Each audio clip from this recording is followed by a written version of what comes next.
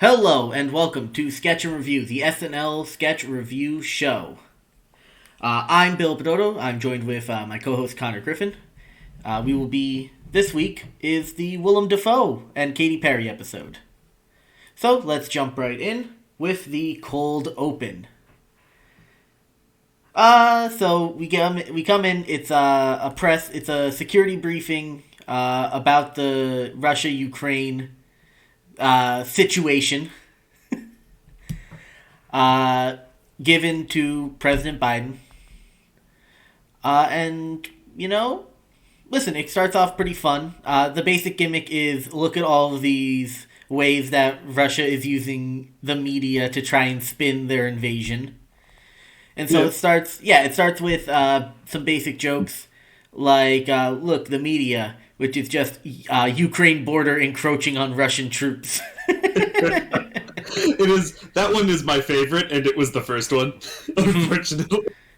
Yeah, definitely, that one's way stronger than, some of the other ones, but... Yeah, it goes, it progresses well, but the first one's funnier than any of the others.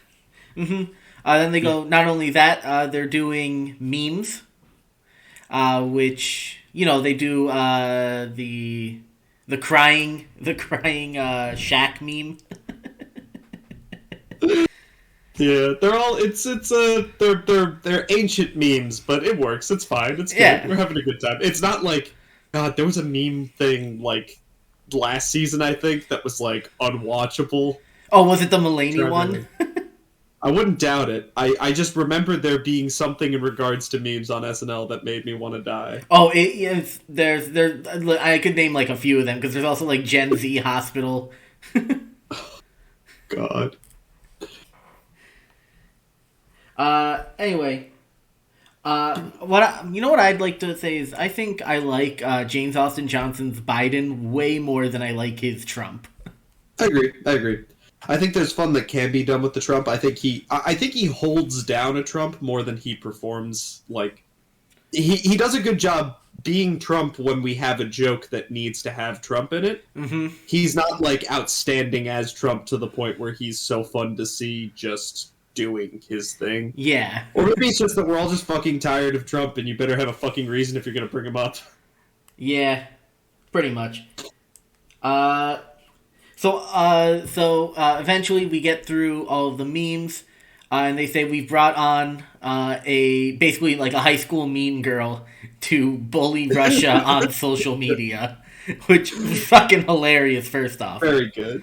So Chloe Fineman comes out as Michaela, spelt the worst way. What do you think the worst way to spell Michaela is? Well, there's you can go real deep with Michaela. Yeah, there's a lot of sounds in there, so you're able to spell them all wrong. Okay, so I'm gonna say we're gonna not do anything cute with an X or something. Mm-hmm. But I will say, okay, MYQUEALALE.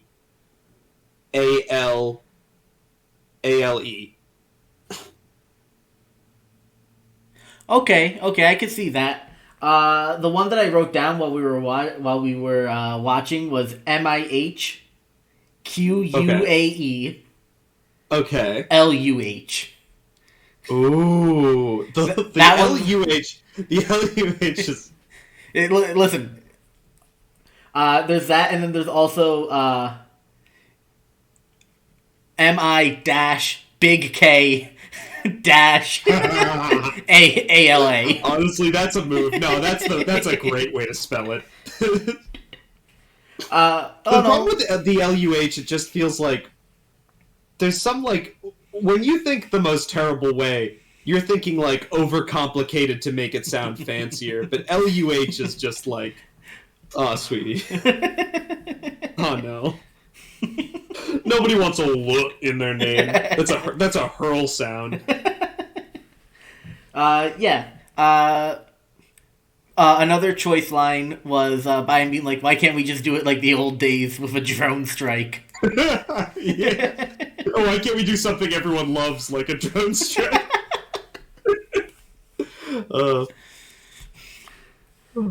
And then at the end they ask, they say, "Well, are we sure that this is going to work? Like, do you have any proof?" And they're like, "Well, have you ever heard of someone named Rudy Giuliani?"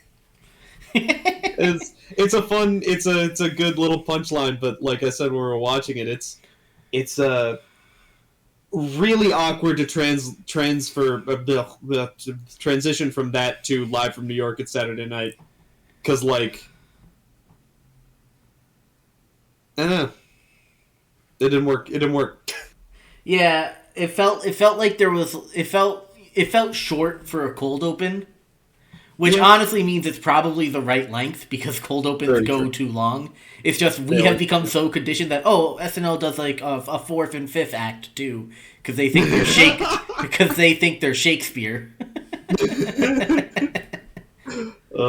Yep. Yeah, so they ended it relatively quickly, which I think was good. So let's move on to the monologue. All right, Billy, tell me how much you like the monologue. I liked the monologue. I know you did, because it's the most dad-ass monologue that was this season. What do you mean? It was a dadalogue. What do you mean it was a dadalogue? First, he was talking about how I remember back when I was back in New York City and it was in a small apartment and I paid a lot of money for it. But here's back when a lot of money was a really small amount of money because I'm old. You got to remember, Willem Dafoe is old. Of course he's old. What else did he say in his monologue? That he was part of the original Worcester group for experimental theater. Oh God, what was that? I don't know what the Worcester group is, but I feel like I would love it. Yeah, all right. I'm down with that. It's like shouting out your college improv troupe. I'm here for that. Mm-hmm. What else did he talk about? He said that he's not as subtle as actors like Nick Cage and Al Pacino, which is just such a good line. Nick Cage and Al Pacino, very dad suggestions for that joke. Yeah, but name another over actor that everyone's gonna know. See, an over actor. Besides Willem Dafoe. You've got me at a disadvantage because I'm bad at naming actors. Mm-hmm. Connor, name an actor. Shit. So then also my favorite. And then also we get like fake questions from the audience because it's not actually. It's just fucking Mikey and 80 fucking heckling him, pretending to be from Wisconsin, being like, "I loved you in Full Metal Jacket. Do you mean Platoon? Passion of the Christ. Do you mean The Last Temptation of Christ?" And then the ultimate fucking heater of a reference. Speed 2, cruise control. To which he has to, very sad, be like, "Yeah, that was me." Also, everybody keeps telling me I would be a good Joker, which is always great to hear that you make a great sociopath. Yeah, plus he does an entire setup and punchline for it. Where he sets it up at, like, halfway through the sketch where he says, "Man, it's really awful that people always tell me that I should play the Joker." Yeah, no, it's... And then I'm sorry, I must have given you the wrong impression. I also loved this monologue. I just knew you were going to love this monologue as well.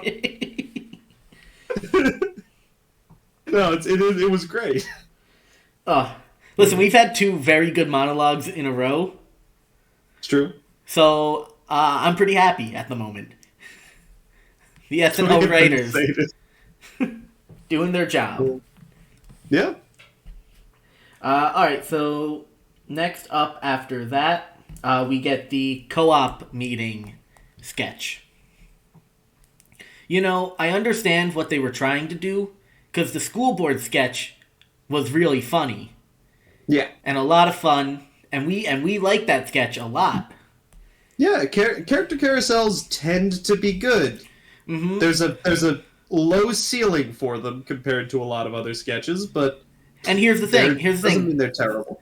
And, like, you can artificially raise the ceiling by making it more topical, which is what SNL did when they did the school board one, because it was right around when all those fucking nut jobs were going to school board meetings. Not many people go to, like, tenant meetings.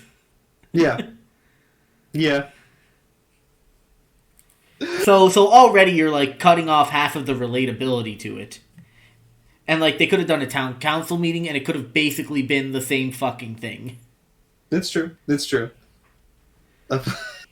I will say, though, I'm ripping up this maintenance payment because I don't live on the roof. Yeah. Quality line.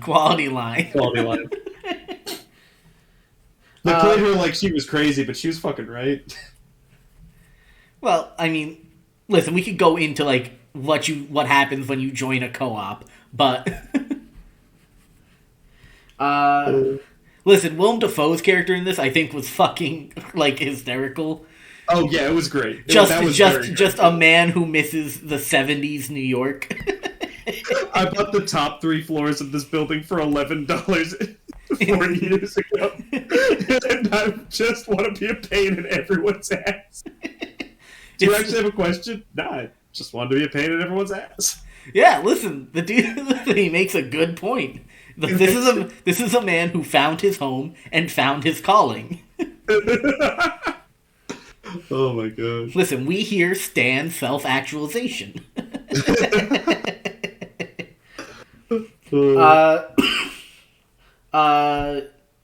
A.D. Bryant's Jane Krang made another reappearance. And her I think it was also in the school board sketch, because that name rings a bell. That exact Krang, K-R, Rang.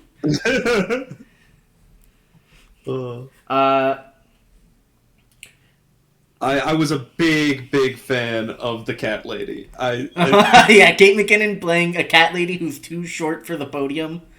So good. It's Kate McKinnon. Kate McKinnon just does, she gets those layups where it's just like, this better not be about the pet policy.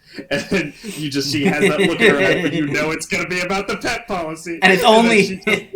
And the best part is, like that it was... you dead in the eyes while you're doing exactly what you're told not to do thing, and then it's... Mm-hmm. The number of cats should be raised from 3 to 71. Part 1.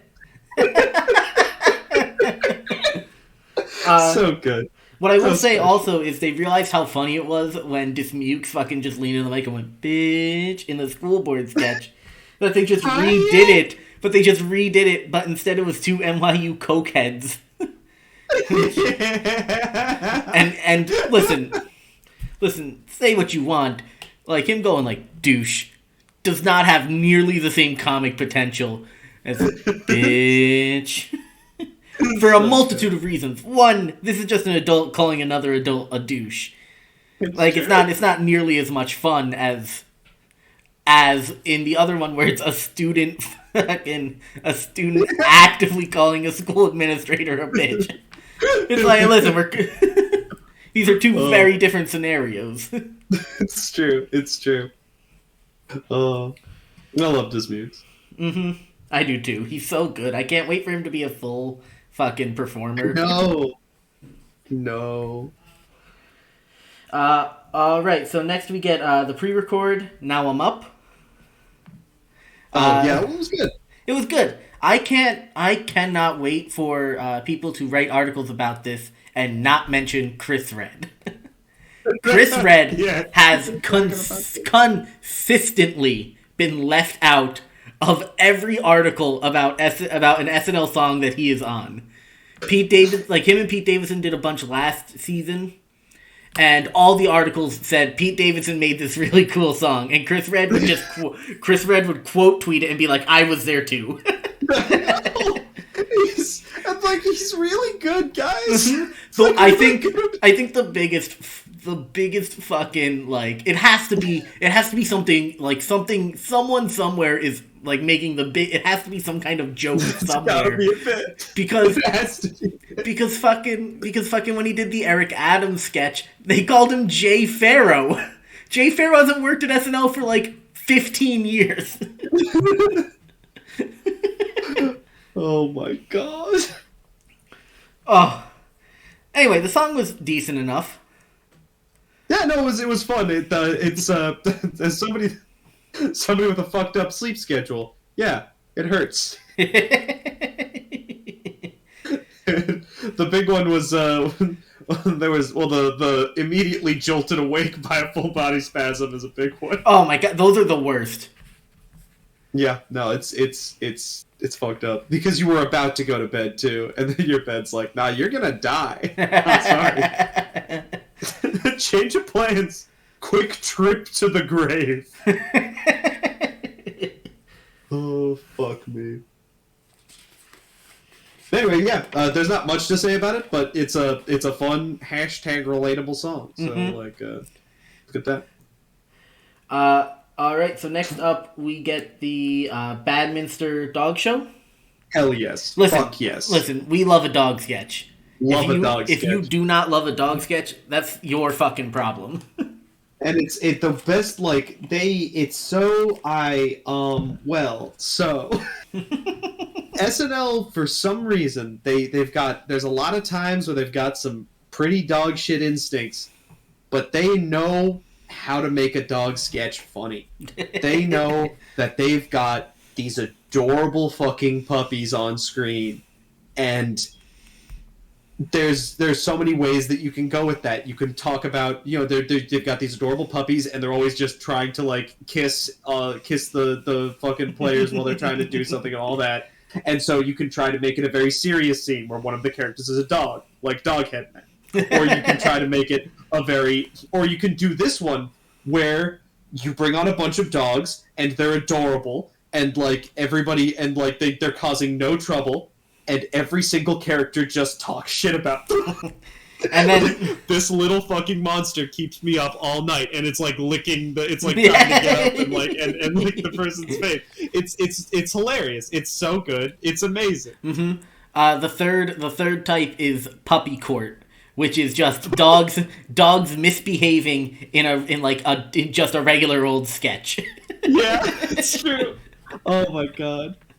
I love dog sketches, and I love this dog sketch. This dog sketch is good, just consistently talking about how they're bad dogs as they perfectly sit and try to, like, lick the owner's face. And they got this. And also, it is also just, like, there are a lot of very good dog owner gripes with, like, always gets really upset when both of their owners are in two different rooms or refuses to walk.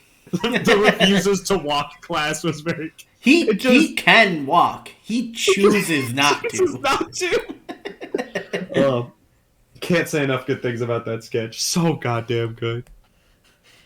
Kate and Punky playing the lesbian judges was so fucking funny. Which is either an animal rescue or a hoarding situation.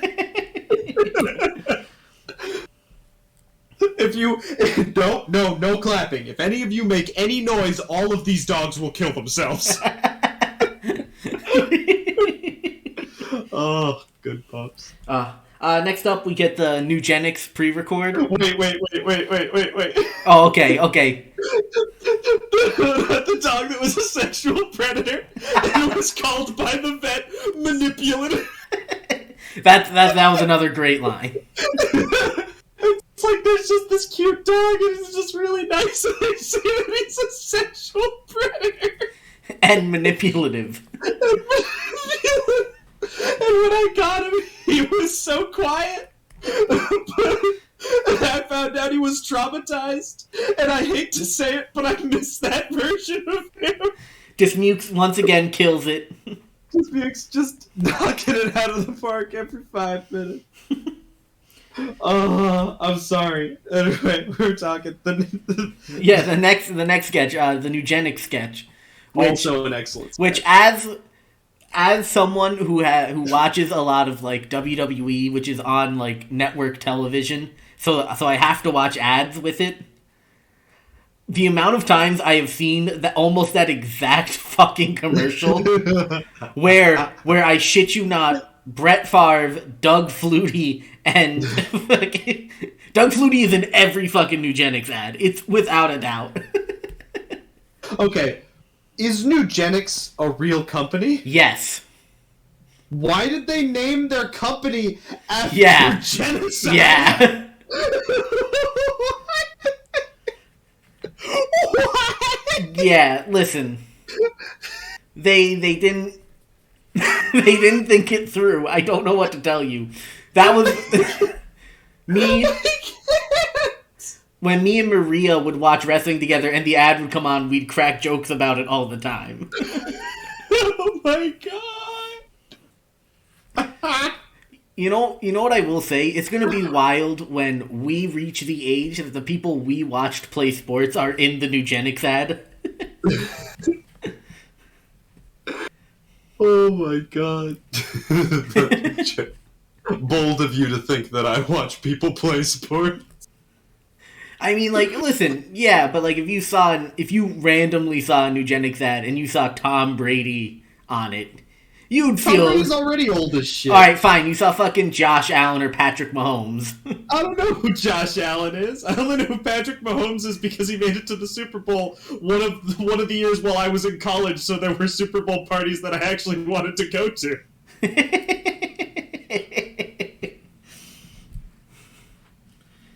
Well, when I have a Super Bowl party, you'll be invited.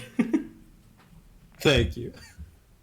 I'm glad you correctly read I wanted to go to as I got invited to.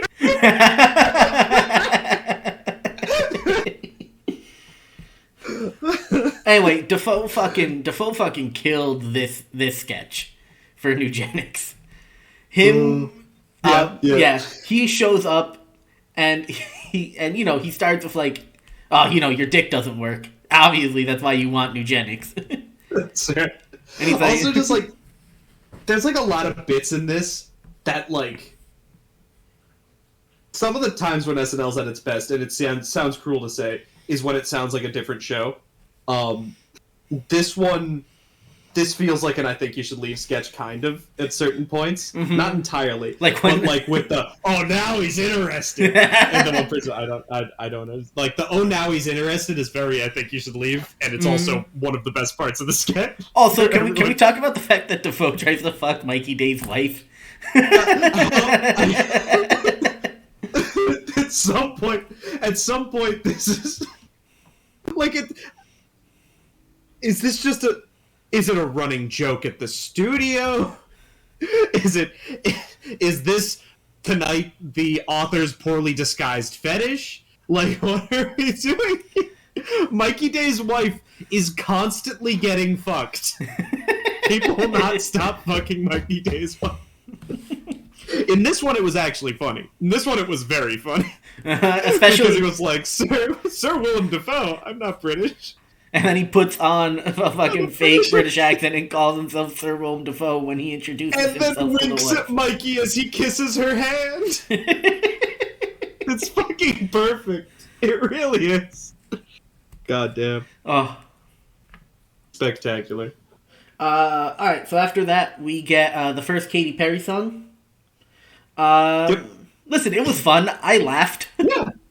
I loved the mushrooms. I loved the mushroom people with the thick thighs and the weird dances. Mm-hmm. Listen, I think it would have been funnier if they didn't have arms. Oh, I would have fucking died laughing if they didn't have fucking arms. It was a great time, and the song was good. I got no notes, only good things. more fun than most live performances. Definitely, and I'm glad that Katy Perry brought some comedy to the comedy variety show. Yeah, absolutely. I'm not sure I understand. I think we talked about it, and I think we think that it's an Alice in Wonderland motif. That's what it always feels like with these things, like being small and wearing a dress. Being small, wearing a dress, and having mushrooms everywhere is kind of just Alice in Wonderland. Yeah, could be something. That's the Cliff Notes. Like I think mushrooms are fun, but I don't know. That is the Cliff Notes version of Alice in Wonderland. I will say I love the mushroom piano, the mushroom keyboard that the guy's sitting at and playing. Love it a lot. All right, so next up is Weekend Update. Coming out of the gates hard with that like second joke. about Biden saying that the calls between Russia and the Ukraine went very, very, very well. Yeah. To immediately hit it with a Gates fuck 17-year-olds joke. Jesus Christ. Weekend Update will not stop, and likely hasn't stopped for the entirety of its run. 45 years. 45 years of all gas, no brakes. Fucking, he also did a solid Biden joke like a minute later where they say that Biden had the highest economy growth since Reagan. And he goes, he also adopted Reagan's catchphrase of, "Where am I?" Yikes! Oh my god, that fucking joke. But SNL's liberal. Oh, that was a very liberal joke. Don't you worry. If that was a conservative joke, it would have ended with bowing to the four corners in reference to Reagan.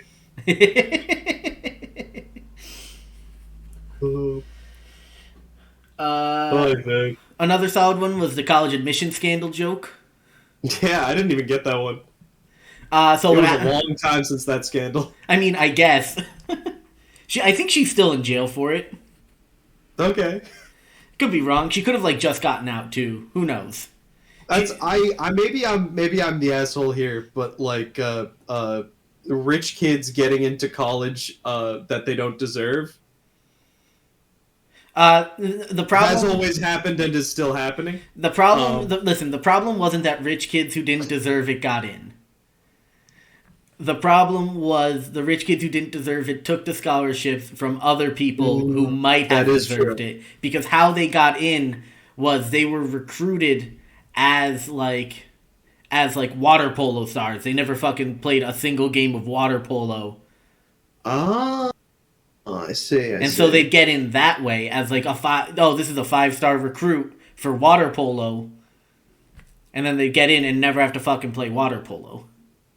Gotcha. Yeah, that is fucked up then. Yeah, listen. They said there's how the guy explained it in the documentary is there's the front door, which is you get in how you're supposed to. There's the back door where you donate a wing. Yep. And then there's the side door. And the side door is you pretend to play water polo. We take some pictures of you in the pool in the shallow end and Photoshop the bottom so it looks like you're swimming with your fucking entire upper half outside of the water. Jesus Christ. And we send them some pictures and they let you in on scholarship because you're good at water polo. Man, I hope we fix this whole people not being able to pay for college thing. The thing is this costs fucking hundreds of thousands of dollars. Does it? Then yeah. Why do you want scholarships for hundreds of thousands? It's not the scholarships. They just get that too because they're 5-star recruits. Oh God, fuck that. But the fact is that they get accepted as an athlete, which means that they don't need to go through all the academic rigor to get in. Man, fuck that. Yeah, listen. I thought that this was just like rich kids doing rich kid shit, but this is fucked up. Yeah.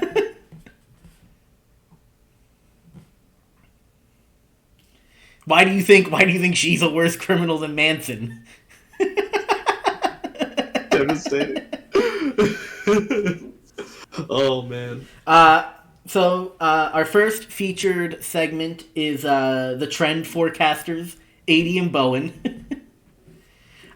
They come out in fucking obvious fashionista style clothes. And they just listen, it's a very easy bit and it's very fun.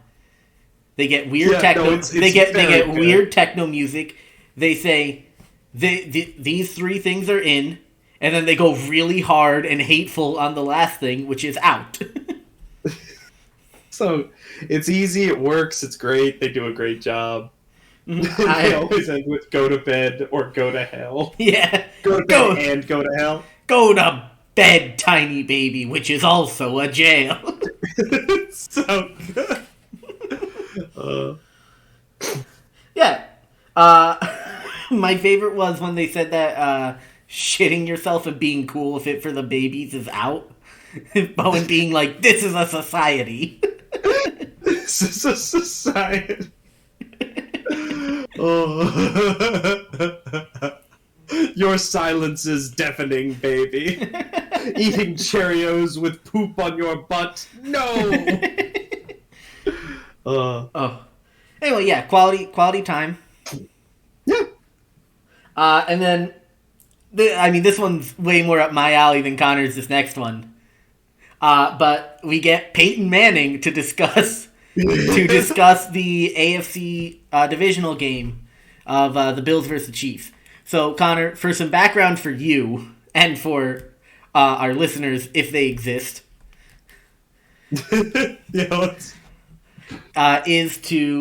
Yeah, so last Sunday, the Bills and the Chiefs went against each other in the playoffs. Winner moves on, loser goes home.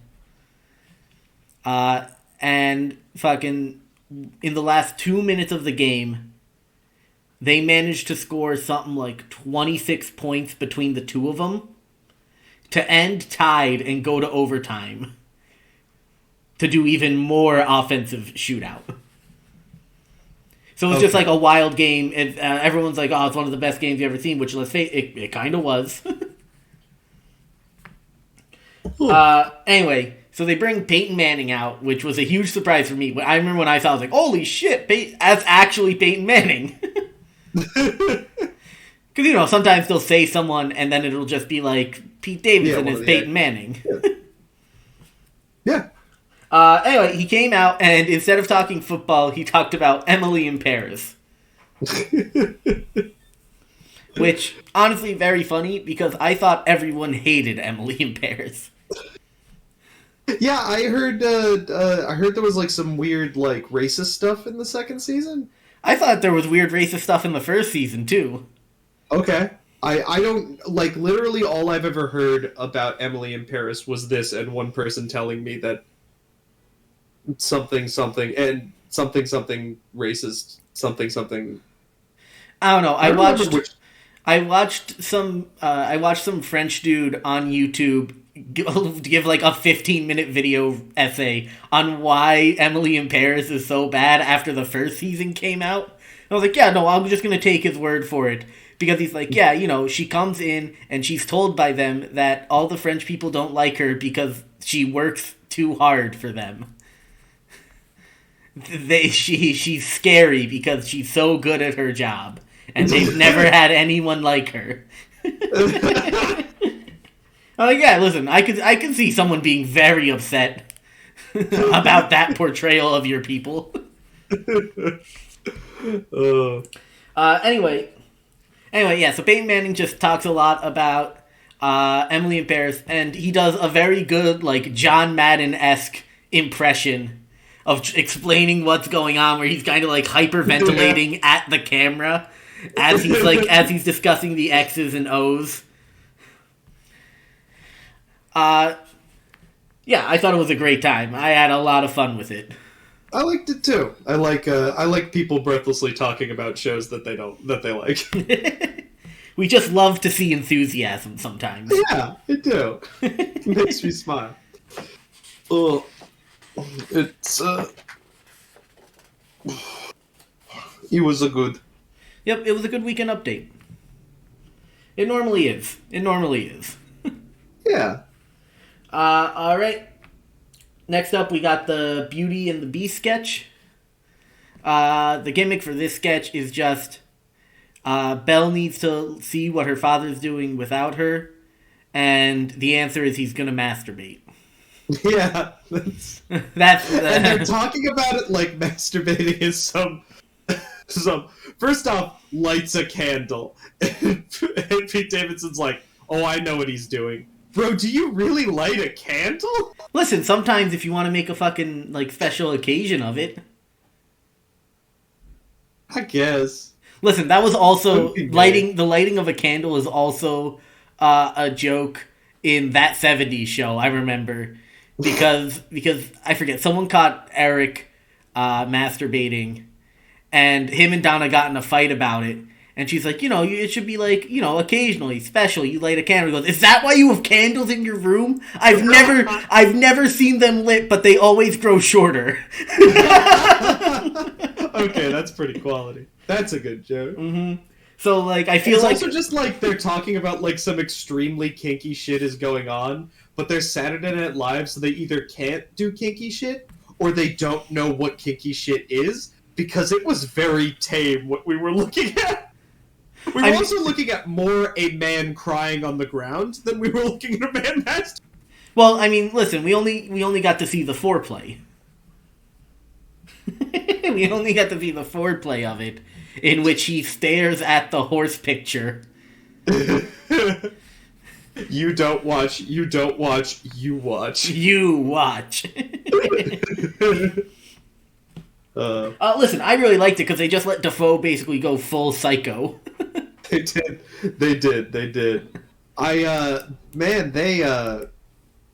spent a lot of time on those Beauty and the Beast costumes. Was there like an earlier Beauty and the Beast sketch that they just had the costumes left over? Or were they like, let's go? They've done Beauty and the Beast before.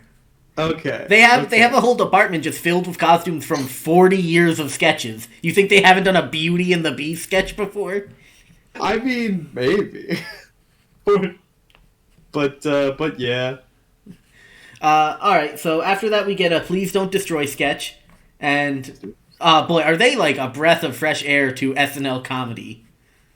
I know. Yes, no, they are. They really are. Listen, there's a lot of people who are upset that Please Don't Destroy seem to only make sketches for SNL in which they are in their SNL writer's room. Which is very good. But I think that that's just a fun theme. I really like this one sketch group on YouTube called Business Work. And their entire gimmick was that everything they did was just based out of an office. That's very good. One of the first Auntie Donna blocks of sketches was in an office. Office is very good for sketches. Everyone should check out Business Work. They don't make content anymore, but it's all still up on YouTube, and it's pretty fucking hilarious. All right, I'll give it a watch. I haven't seen it.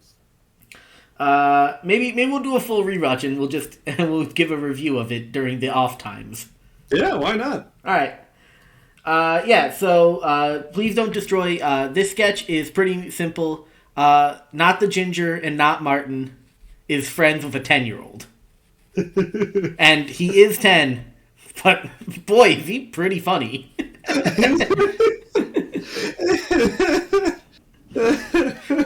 There's I think my favorite part was when one of them called the dude, "You're such a Jacob." They're like, "What's Jacob?" Oh, it's someone in Connor's grade.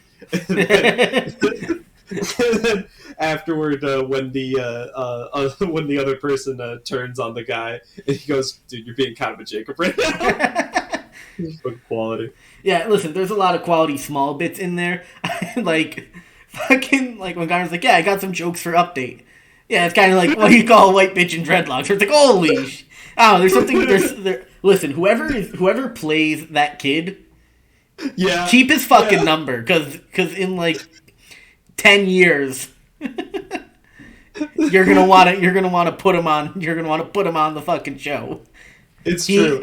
Well, also with this kid, he's a really good child actor. The problem is the kind of child acting that it looks like he's really good at.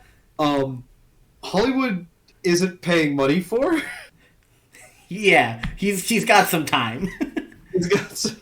I feel bad because if you had a show that you'd need a movie that was nice enough because he is a kid and we don't want to see horrible shit with this kid, but also weird and on this Please Don't Destroy venue. It would need to be something like that. He needs an R-rated Big Fat Liar. Yes, he does. He needs exactly that. Or a PG-13, but not a PG-13 that's only PG-13 because it doesn't have the necessary content, not because it doesn't have the necessary themes. Yeah. So it's just. I just assumed it would be R, so we could drop at least 2 F-bombs. Nah, it's a good point. I do want to see this 10-year-old say fuck. Oh, it's like Seth Rogen basically did this movie already. He might be in that. Anyway, yeah, Please Don't Destroy always does good work. Have you gone and checked out their previous shit yet? A little bit. I haven't. It's good. I have not. Is it basically like the same idea, but not in SNL's writing room? Yeah. Oh, okay, yeah, so... It's a little more out there, but, like, it's basically the same. Mm-hmm. Same characters, same stuff. Alright, so after that we get Katy Perry number 2. Listen, I understand that generally people do, like, an action song and then a slow song. But, oh boy, was this a slow song where she's just gonna stand in one place and sing? I never talk about the music. I never or I never say bad things about the music because I don't think I know enough about music. I think, and I've got very particular taste, and whatever they fucking did with that guitar made that song unlistenable. It felt like the guitar was from a different goddamn song. Like she was singing something slow, and the guitar was like just doing something else. It was going on at weird times. I don't know if it was just too loud. I don't know enough about music. Something was going on with that guitar that made that song unlistenable to me. It was weird. It felt weird. And I feel like if they just didn't have a guitar, I would have liked that song. I would have had a good time. But I couldn't. Fucking weird. Yeah, I don't know. It was fine. I don't like, I don't know. It's just, I don't like slow songs in general. So like, slow songs already are gonna be like a tough fucking like act. Yeah. Alright, so after Katy Perry, we've got Good Morning Columbus. It's the new sketch, and the entire gimmick is they keep accidentally saying that Willem Dafoe's character wrote the book Blowing Yourself instead of Knowing Yourself. Yep. It's all one long extended blowjob joke. Yep. It's not bad. It's fun. It works. It's okay. It's a good filler sketch. It fills the time. It fills too much time for the one joke. But I like it. It made me laugh. Yeah, listen, they took the joke from the beginning to the end and told us every single way we could probably use it. Yep.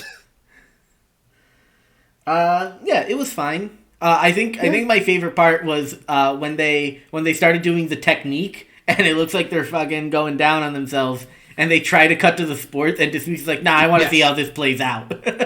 Dismuke's dude, like a fucking surgeon, he comes in there. It's true. Like, I mean, I think, don't want to spoil anything, but very defensive play going on right now.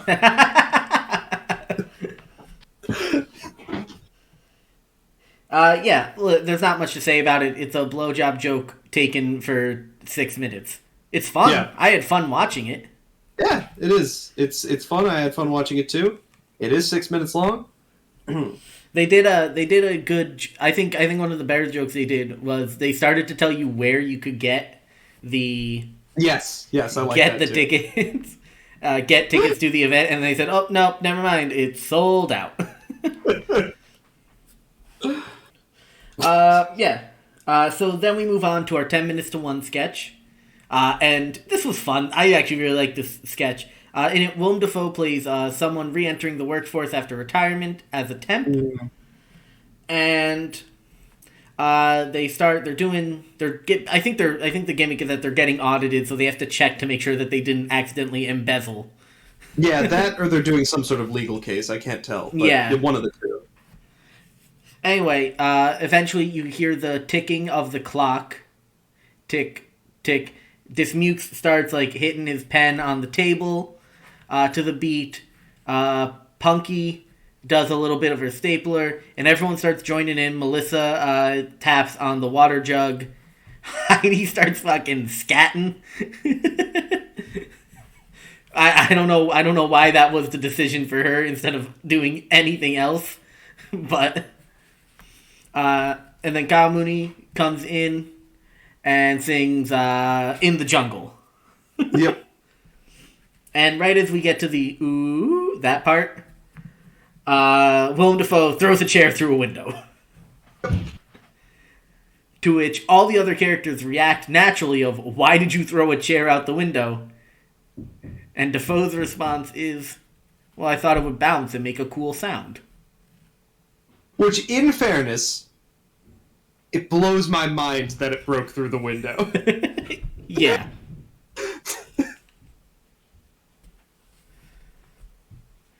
Wild stuff. But anyway, yeah, it was a fun idea. I don't know why I didn't enjoy it.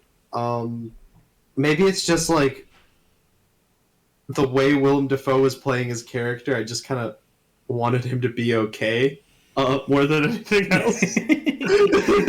It might have been because as those sort of impromptu, like a bunch of characters doing an impromptu song thing shtick goes, it was very bad. It could have been that it was just felt kind of awkward otherwise. I wasn't enjoying this sketch very much. Again, I love the idea. You reading it back to me is more funny than me watching it, is the problem. Yeah, anyway, so they get through that, he keeps his job, and then the next day he accidentally throws a stapler and kills Heidi Gardner's character. Yes, that was funny. Yeah, listen, it was fine. It was a good 10 minutes to 1 sketch, but besides that, I don't think there's much to it. Yeah. I always want the 10 minutes to 1 to be the best one, though, because they're going out there and they're doing something weird. Mm-hmm. And a lot of times it's just... It's not. It's not that. And it's sad. Like, I liked the we're opening up our marriage 10 minutes to 1 sketch. That one was a great time. I don't know. We did not like that sketch, though. Really? Weird. You should listen to the show sometimes. I don't listen to this shit. Yeah. I think I got time to listen. Oh, sorry, I already made that joke. It's a good one, though. Oh, by the way, I got our analytics up. Mm-hmm. We're up to 8 followers. However, no more than 6 people have downloaded any one of our episodes. LOL. So 2 people are really dragging their feet. To be fair, I think I follow us on Spotify. So we have 7 followers. No, Spotify is counted on this. Oh. Though I guess it might not be a download. I don't know. Point being, let's just get back to what we were doing. Yep. So first we give awards every week. This week the awards are as almost always respect given to the shutdown episode of SNL in which we couldn't give an offensive or defensive player. Yep. So offensive player of the week. This is somebody who generally is a driving force in a lot of sketches, trying to bring the sketch forward. Generally, they're the weird character, and they are generally like the main character of a sketch and the weird one. So this week, I need to go through my notes on this. I'm going to give it 2. Do you have someone for it yet? Because I'm still thinking. I don't think anyone came out very strong. I'm leaning towards A.D. Bryant, I guess. I really liked her I'm gonna update segment. I think she did a strong job at the what is it, the co-op segment. She's the only one that I can think of right now that did a standout singular performance. I think maybe Pete for me, just because he did Aaron Rodgers, he did The Tenant, and he did Beast. Yeah, I guess. But even then, no one was super exciting for that this week. Yeah. All in all, kind of a dud offensively this week. Yeah, a lot of great sketches. There was a lot to like, but it's not like someone showed up with a really, really big character in like a couple of sketches or like any sketch. Yeah, it was kind of just the SNL bouts of this thing is weird and everyone reacting to the thing that's weird. Yeah. But defensive, I'm gonna, like I said, give it to Dismukes. Yep. So There was a lot defensive player of the week is someone who generally keeps sketches afloat. Their secondary characters, sometimes the straight manning characters, they allow everyone else to be weird and stuff, and they make sure that the sketch moves forward and stays afloat. I too will be giving it to Dismukes because I think he did a lot to keep a lot of sketches alive. Yeah, and that's another thing about defensive player, which is the fact that, and it gives you a lot of points. You could be a character in a sketch that otherwise is falling apart and just be the only thing about it that works. That I think that's too harsh for the blowjob sketch, but It's he pretty was far and close. away the best part of the blowjob sketch. And he had one line. He showed Mm-hmm. up, and then he made something that was going on too long fun again, and that's what Dismukes does a lot, and it's what he did almost exclusively in this episode. Yeah. So next up we've got sketch of the night. This is just what our favorite sketch was of the night. For me, I'm going to go with. It's unfortunate that I saw the monologue and for a second I thought maybe. But no, hilarious enough, I think I'm going to give it to just Good Morning Columbus. It was definitely the clearest with the best amount of jokes, where if this is the first time you've really heard the blowing yourself joke, great sketch. We've just heard that joke a bunch. This is the first time you've heard Listen, this joke that is this middle school joke that middle schoolers talk about all the time. If you were in middle school, you'd love this sketch. Yeah. And listen, sometimes I feel like my humor sense is still that of a middle schooler. So That's fair. That's fair. So I'm going to go with Good Morning Columbus. I mean, it's not like my sketch of the night's any more highbrow. I'm going for the dog show. I think the dog show is fucking awesome. It made me laugh. It made me giggle. It made me smile. It lifted my heart. Hearing about this dog. Yep.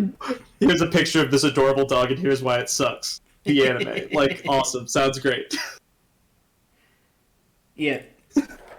Yeah, so that's what we thought of this episode.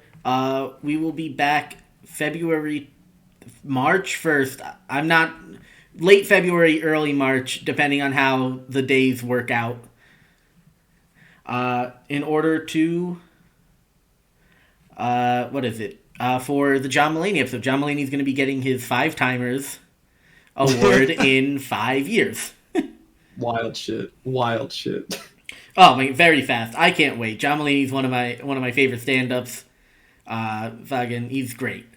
Can't wait. Yeah, can't wait to see what he brings for this SNL episode. Until then, continue supporting local comedy. Have a wonderful day. Goodbye.